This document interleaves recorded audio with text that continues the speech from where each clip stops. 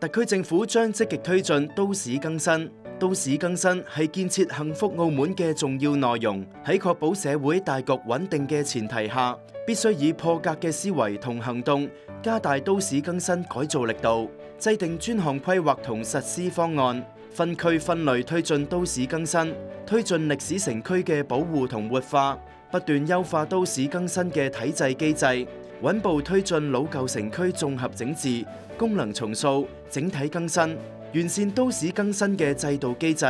開展城市體檢，摸清老舊街區資源抵賬同空間現狀，開展都市更新專項規劃，完善都市更新相關法律制度，統籌資金、資源同政策支持，構建可持續都市更新機制，推進對大三巴一帶進行保護性更新活化，加快推動祐漢等舊區舊樓整體更新。